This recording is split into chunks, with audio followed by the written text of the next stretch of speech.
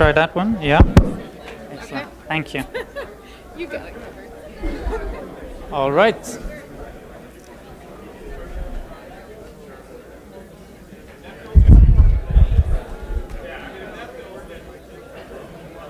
So, can you hear me? Yeah? All right. Hello.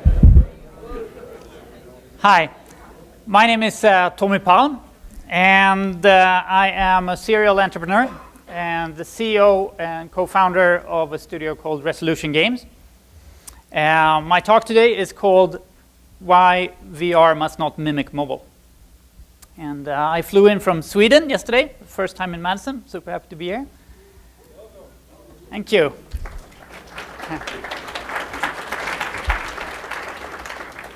So, I'm an engineer, and as such, I've always been very interested in human progression. This is a timeline that shows some significant milestone in human history that made it easier for us to share knowledge and communicate.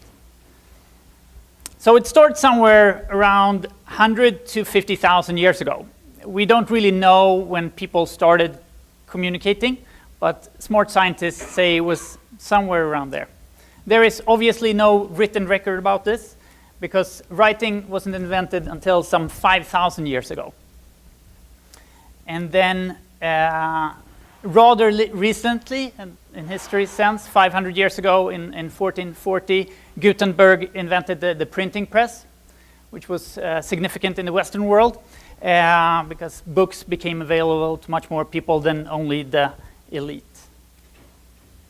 Then, very recently, internet came along, and today most of you have smartphones, so you can access internet at any time and get that information and also share information to other people instantly.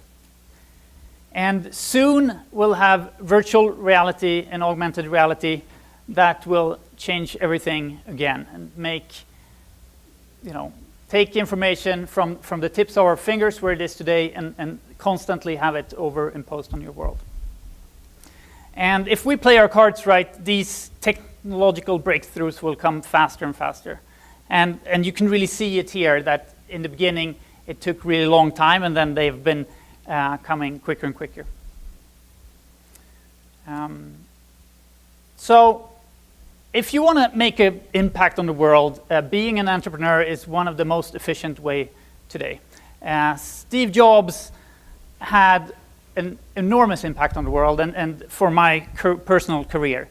One of his quotes that I really like is this: life can be much broader once you discover one simple fact.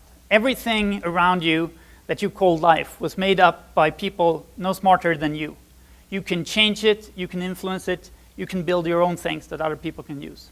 And once you learn that, you will never be the same.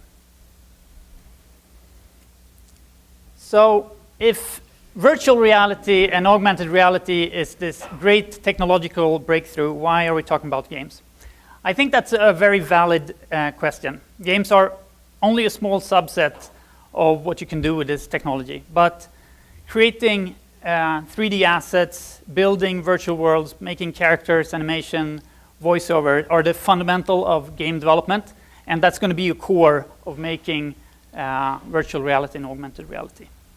Plus the fact that gamers are early adopters on many fields, and they are the people who already can see themselves paying out this rather expensive money for hardware this early on, and they already have an idea of what they want to do with a virtual reality headset.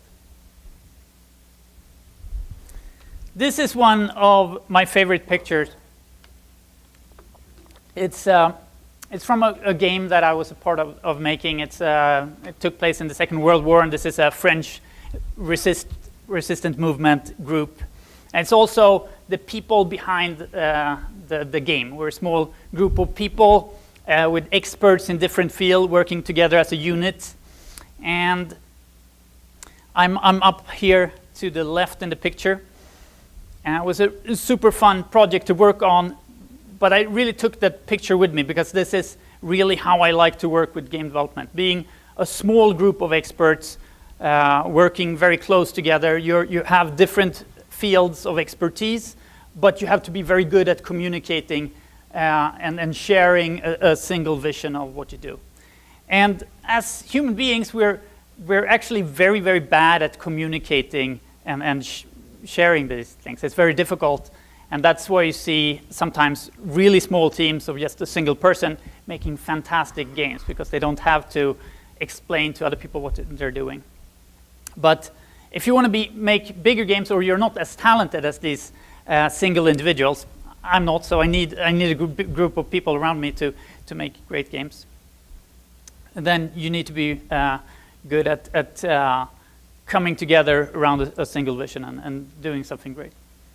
And the tools that is available today with Unity and Unreal, you have so much more power, so even a small team can make a really fascinating game experience. I was lucky to grow up during the 80s, and it was a time when home computers were revolutionizing homes.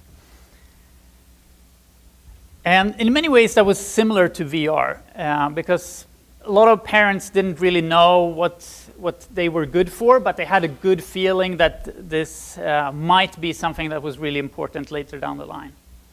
As a teenager, I saw the movie Tron, where a game designer played by Jeff Bridges travels into the world of computer. And me and my nerdy friends would really think that this was the future. You know, we played games on Commodore 64 and felt this, if it's already this good today, just imagine what it'll be like in a couple of years from now. And I started learning how to program, and the one great thing then was the games you could make yourself was comparable to the games you could buy in a store. There were also small teams made those games, and it's very good to grow up in that era and learn how to program. I grew up in Sweden, as I said, and we were actually lucky enough to have one of the virtual reality arcade machines called Virtuality. I think only about 300 was made of them, these machines, and then one of them from Sweden. I played a multiplayer game there called Darcetal Nightmare or something like this. Well, we only had one machine, so you couldn't play it in multiplayer. You had to play the single-player version. But still, I thought it was amazing technology, and I bet that this was just around the corner. This was early 90s, so it took a really long time for us to have consumer-grade VR. It wasn't until last year when we were starting to see proper hardware out in the market. I studied here at the Royal Institute of Technology in Sweden, one of the best technical high schools, and I had one of those aha moments when one of my best friends one day came with a Nokia 6110 phone and showed me a multiplayer version of Snake. So if you had two phones, you could play against each other over Bluetooth. And I felt, wow, you know, this is awesome. This means that in a couple of years from now, everybody will go around with a Game Boy in their pocket, basically, and we can make games for that. And that's going to be revolutionary. So I went home. I told my parents I need to drop out of school, as I have this fantastic opportunity to get rich making games. And they were a bit skeptical, and I had no clue that it would take, you know, another 10 years at least before it was even possible to make money on making games for mobile phones. But it was a good opportunity for me to start and learn a lot. I started very early with making games, and it wasn't until iPhone came along somewhere in the middle there when it actually was possible for game developers to get their money back on making a game. And the biggest problem in the market was distribution was one. You had to really talk to carriers that didn't know anything about game and sign contracts with them to get your game out there. And the other thing was a completely fragmented market. Phone looked very, very differently. Consumers were tricked and paying a lot of money that didn't go to the developer in the end. And it was one of the things that I really learned was how in 2008, I think, the year the App Store was launched, I was on a panel with some of the smartest people in the games industry. We were working for 10 years already on making mobile games. And the question was, what needs to happen in order for the mobile games market to take off? And nobody in that panel, at least, had a clue that Apple was changing everything. Even though you were in the middle of that and focusing, it was very, very hard to see this disruption that came from the sideline very much. And that's something I'm trying to take with me now and constantly keep an eye to the blind spot on the side. Another thing that was very clear was that free-to-play was the big differentiator in the end. A lot of really great game developers who were good at making premium games didn't make it all the way into having successful companies in the end. If you look at the top grossing list now, those are companies who weren't around in the early days of mobile. Eventually, I sold my third company to King in 2012. We were a team about 20 people, and King was 80 people, and they were the 12th biggest developer in Facebook at the time. And we were good at making mobile games, and we had a game engine that we used. And the first game we made as a team there was Candy Crush, and Candy Crush Saga. And that, of course, became very big. The goal was to reach 1 million daily active users when we joined, which was a number that was unheard of at the time for mobile phone games, because they were very fickle. People would download it and throw it away instantly. We almost reached 100 million daily active users within just a year. So it was a super fun journey to be on. I left about 2.5 years ago and started Resolution Games, which focused on VR. And that's why we're primarily talking about today. So some of the lessons I bring with me from working 15 years with mobile games over to VR are these. So accessibility is the first one. I've always been very prone on trying to expand the world of gamers. I think we are a few people, probably most of us in here loves game and discovered what a great medium it can be.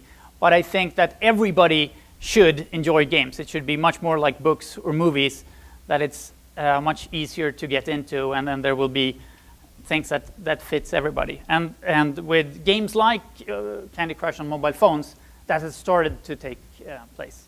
So we reach much more people if it's not necessarily violent. It's not about shooting or blowing things up. Another thing, the fact that you already had the hardware with you. You bought the hardware for another purpose, and you could download the game for free. Is another thing that really opened up the target group quite a lot. Social is another thing that I think is very important, and it makes games so much more interesting. It doesn't necessarily need to be virtual worlds where you go in and meet other people real time. It can be a game which is just very interested to talk about, to share with your friends what happened and why you had a lot of fun with it. And the last thing is running games as a service. I think that's one of the big changes from the box industry, when people used to focus a lot on building the games and just push it out the door and think about what they were doing next. Actually, as a game designer, looking at the numbers from a very early phase, seeing if people are getting stuck and churning out, not coming back to your game is very, very important. And it's very difficult. It changes everything. As a game designer, I felt like one of the things I learned most about is just take my game at different stages and give it to somebody who has no clue what we're building. Because the difference between that group of people who were building this for a year and somebody who's new to it is enormous. And it's rather easy to stand behind somebody and see how many mistakes you have made, but it's very difficult to send that out into the wild on an app store and look at the data and try to realize what those numbers really means. And it's very easy to think that they mean one thing, but they're actually indicating something else that you don't really understand. So treating your game as a service is very important in order for us to make better games, but it's also very, very difficult.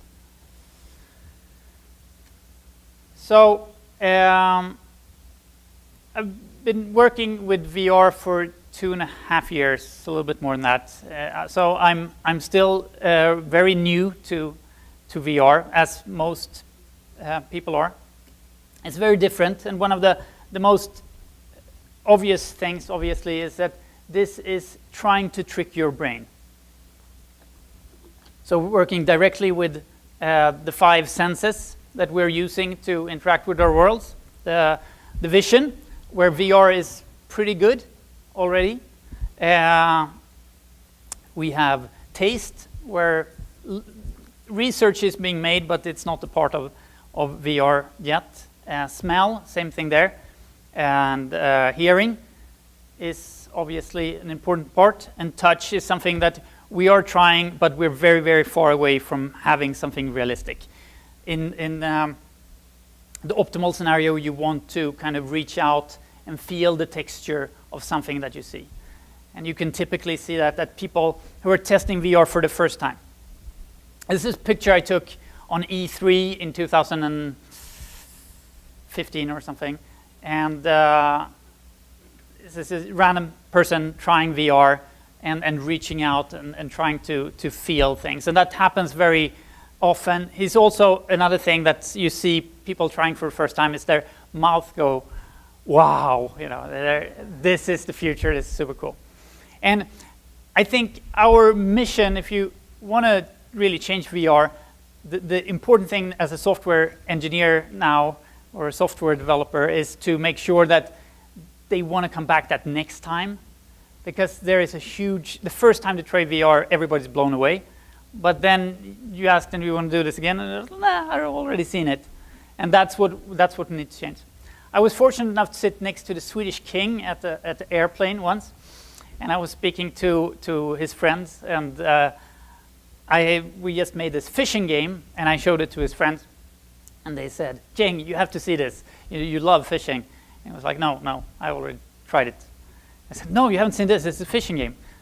No, I tried VR. Enough. And I think that's very typical if somebody had a bad experience of VR, that they don't want to go back. And one of the big problems that we're battling is this cyber sickness problem that you get, especially if you're trying to move around in VR. So a lot of the great games on other PC and console, you are in a virtual world, you're typically moving around. That is very difficult to do in a casual way without creating nausea. This cyber sickness is something that builds up anyway. So just not having movement is not enough to take everything out of this situation, but it becomes much, much better to have a situation where you only move your camera by moving your head. So people typically do teleportation or third-person movement in order to get around these problems. Hopefully somebody will solve it on a headset level at some point. As a software engineer, I just live with this problem right now, and I do things that are static, typically fishing. One of the reasons we choose to do fishing with our first game was that you're sitting still, and it's still exciting. And that works really well. So all the VR stores knows that this is a big problem, especially you get a lot of cyber sickness problem if you have problems with performance. If the world is not updating fast enough, so you turn around and it's jittery. So there's a lot of good rules, things that you need to follow, and they curate the content pretty significantly.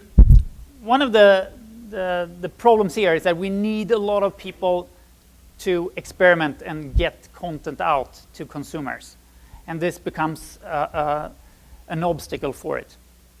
But It's not like a mobile game. I've been a judge for some VR game competitions, and that is really quite painful because a bad VR experience is really not fun, and it affects the rest of your day. So when you download a bad mobile game, it's you get a few bytes on your phone that is taken. You can delete it. Or a bad VR experience, something completely different.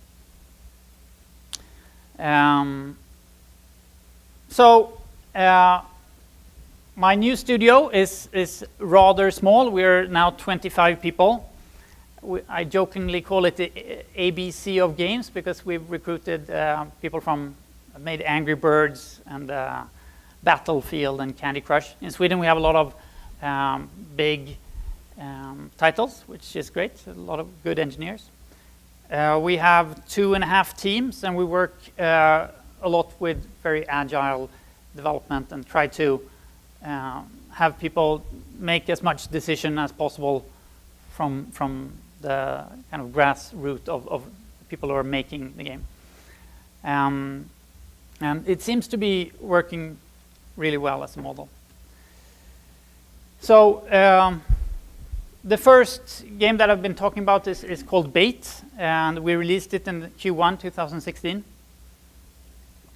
This is the fishing game that we did for mobile VR for Samsung Gear.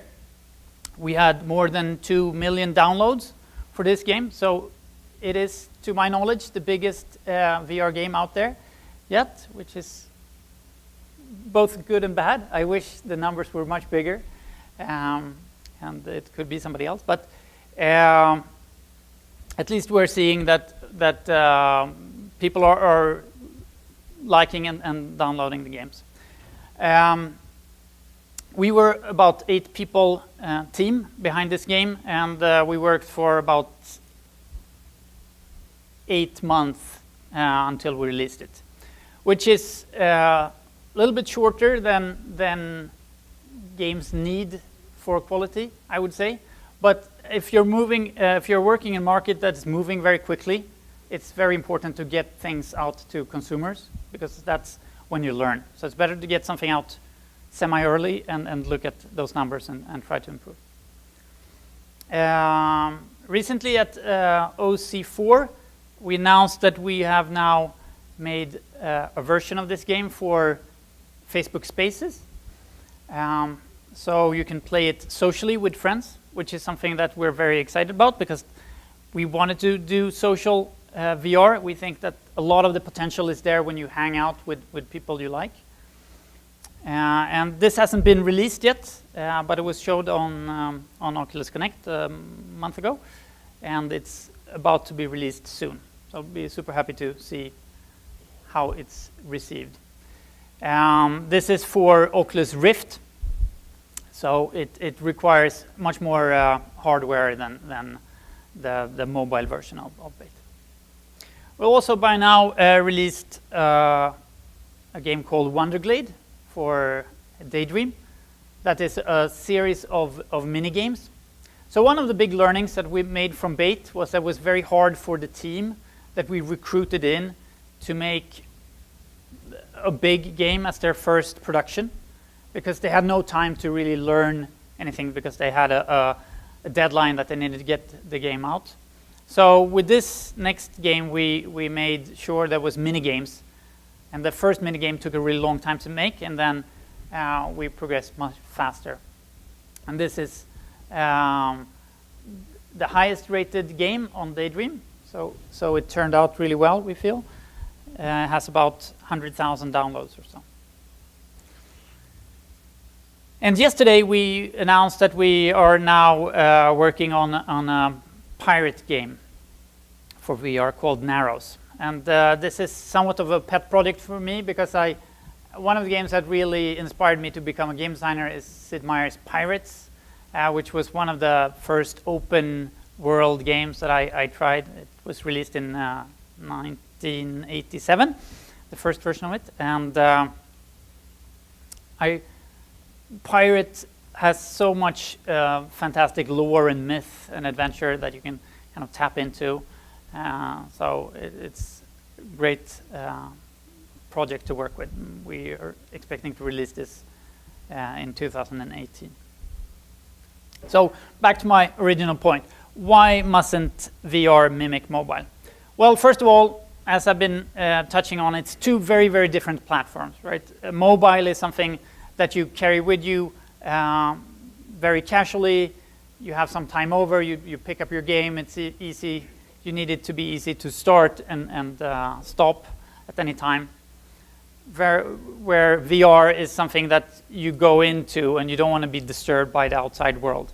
So there are some overlaps between these platforms, but they're not so big. VR, these are numbers from our fishing game. VR is very much appointment gaming, similar to what you have on console, where people play typically evenings and weekends. So you dedicate some time, now I want to go and play my game. You play it like that. Even on the mobile platforms, VR is still played this way much more. Which means that you compete with TV series and other sort of entertainment. So it's much tougher than mobile games in a way. Right now, one thing that we see very clearly is that virtually all VR consumers are VR enthusiasts.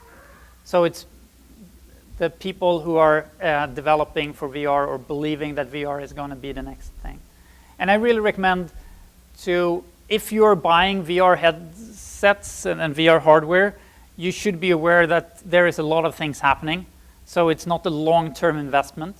It's something you do because you believe that this is something you will learn of, or your kids might be interested in being early adopters and understanding what you can do with this platform. One thing that's very clear with this dedicated hardware is that there is no real reason for people to use VR right now. So it's bought for games or for curiosity. And this is our closet. My wife is here too. And in there is my karate equipment and my room scale hardware. Even though you want to have it out and then you have guests over and then it's not appropriate and you tuck it in. And then next time you want to play a game, it's a really big hassle to take everything up again. So,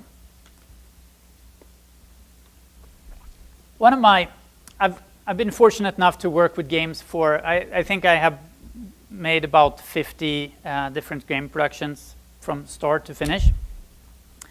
And one of my biggest takeaways is that it's very, very hard and difficult to make games.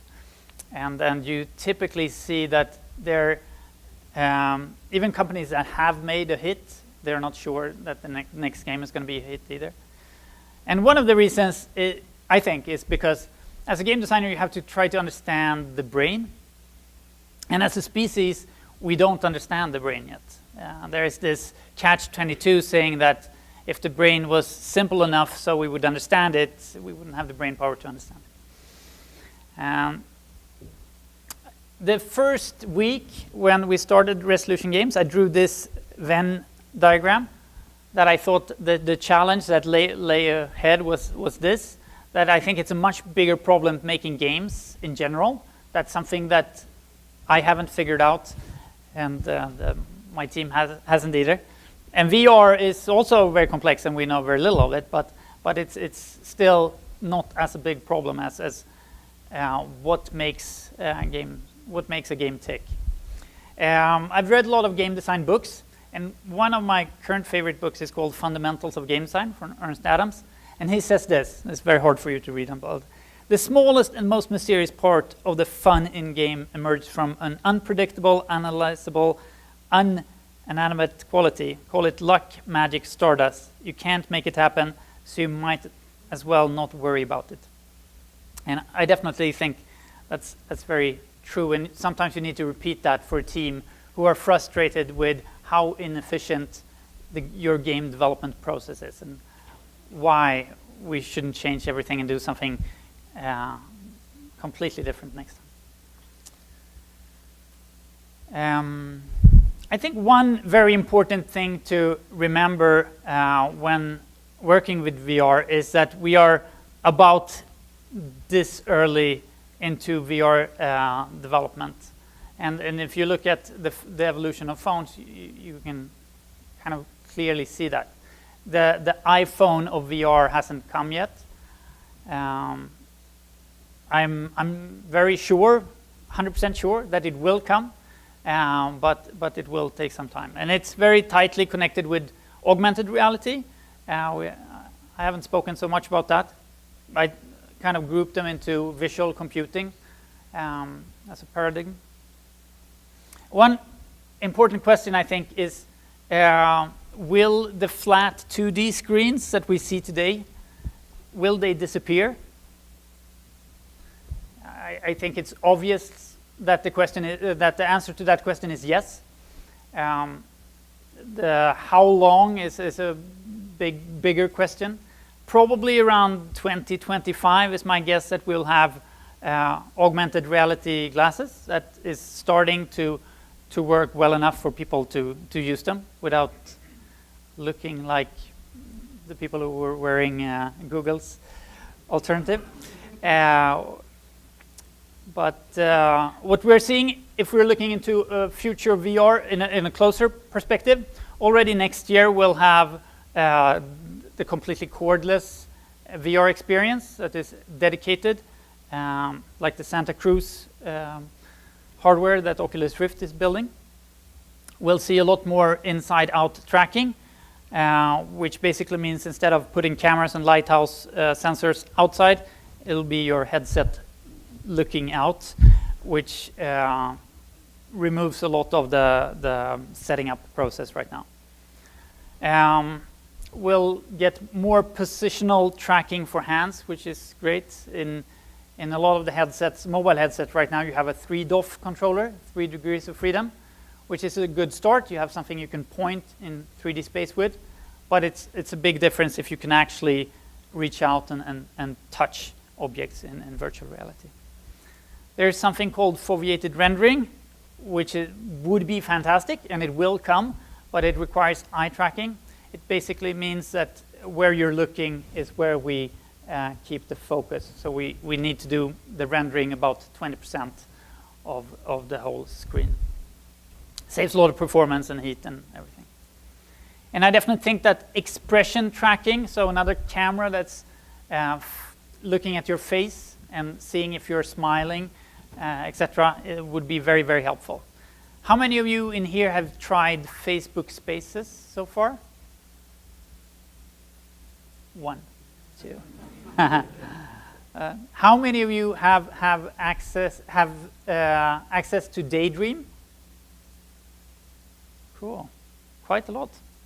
That's super cool. So yeah, I really think that VR will start to become much more popular once it's easier to be in a social setting. That makes a lot of difference.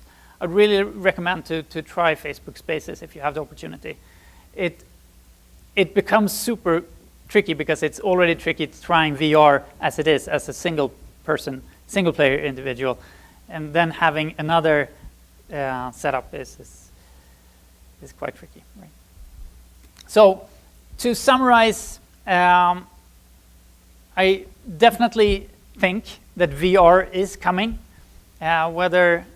whatever we do, basically, and I think the result will accelerate human development. And I think we as content creators, we will be able to influence the adaptation speed. If we make great experience that people enjoy, it will go faster. So I have a lot of hope in you guys here, and I'm sure about within 5 years, I'll be standing on this stage and somebody will have reached 1 billion players, even in VR. And hopefully it'll be somebody here today. I think that VR will be one of the biggest job creators in our time. I think there will be a lot of things to do in these virtual worlds. Everything from creating 3D objects to creating games and entertainment in there. And I want to leave you with the words that motivated me in the 80s, that if it's already this good today, imagine what it will be like in a few years from now. Thank you very much.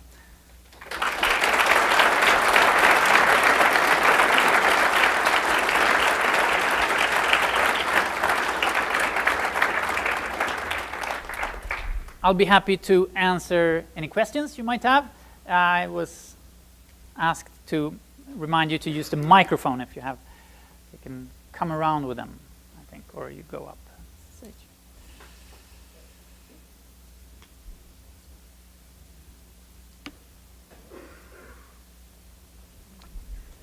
Hello, thank you. Okay. My question, do you think it will take a killer app like Halo for the Xbox to really propel VR into the mainstream? Yes, I definitely think that killer apps are needed, but at this point, I think the biggest problem is the hardware is not good enough yet. So even with a killer app, it would be too early. Gotcha. I think one thing that we see, we try to focus a lot on retention, so looking if people are coming back, and I think people are not comfortable in VR long enough for it to make sense for a killer app. I think a lot of the things that will shift it will be productivity. If you like making 3D objects, that would make so much sense to do that quicker, faster, and better in VR. And when you can do that, that's when I think we're going to see some big traction. So maybe the killer apps will be there in order for people to start using it professionally and gaining a professional advantage from that. Awesome. Thank you. Thank you. Hi. So I see when you put your site up about the 5 senses, I was wondering if you had investigated some of the work that's being done in the simulation centers for healthcare. There's a lot of advancement on teaching surgery through other mediums, some of which that use haptics, but how you're looking through a lens. And I'm wondering, when you're talking about this kind of burst and when the field is going to really take off, I wonder if the missing link is connecting these two kind of worlds that are already working, and there's like this missing link in order to make it an actual virtual reality experience. Yeah, no, it's a great point. I think that I know there is people doing a bit of research in this, but it's kind of a difficult field. It's a lot of different expert fields that needs to come together. But within education as such, I think there is a huge opportunity. One of the most obvious things to me is that if you have to learn something by reading a book, you're constantly deciphering what is in that book. Whereas if you are experiencing it, as you do in VR, that have an enormous impact on your ability to remember and to learn something much quicker. So I think there is a ton of interesting work in there. As an entrepreneur, I kind of feel that I want to go there as well. But I think I'll stick to making games for now. Thanks. Hi. Hi. I was wondering why it's obvious that 2D screens are going to go away.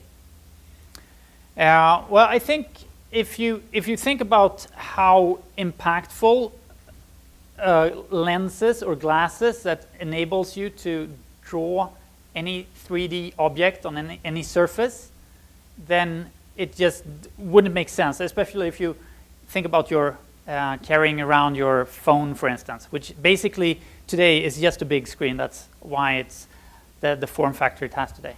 So if you think about it long term, that thing would just replace, if we want to see a presentation, we could use our glasses or lenses to get that information instantly.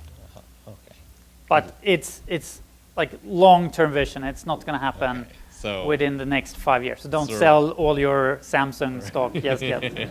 sort of like the type of VR and AR that will exist at that point is just, I guess, sort of kind of unimaginable for us right now.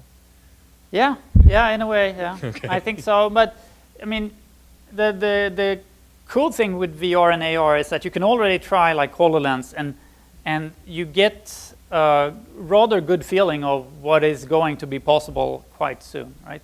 So it's not. There's already experience there that is kind of leading the way, showing what will be possible. Thank you. I got a question, continue on with the VR AR discussion, because I enjoyed your graphic of, or the pie graphs, and VR and AR looked kind of separated from each other within themselves. Continuing on with that, have you seen more trends going in VR, kind of veering ahead of augmented reality? And comparatively, is augmented reality going ahead of virtual reality, just in terms of, you know, what we'll be seeing more in the future for numbers and what could possibly be created? And, or do you think there's going to kind of be a happy, fun medium between the two? Yeah, I think that AR is a much bigger opportunity than VR in a way. It's hard. They're in some senses they're the same, and in other senses they're two different things. But AR has so many productivity additions to our life, and it also depends a little bit on what you mean.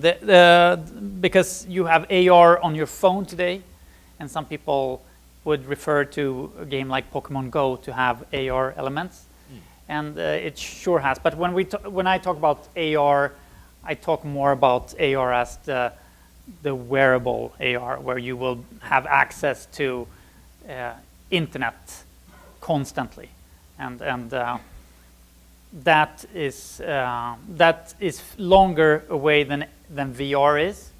VR is just around the corner, I would say, but before you would have comfortable glasses that can have the processing power in order to help you identify objects and things.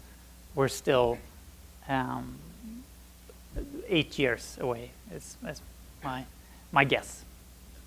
I'll hold you to it. I'll be back in 8 years, and we'll see.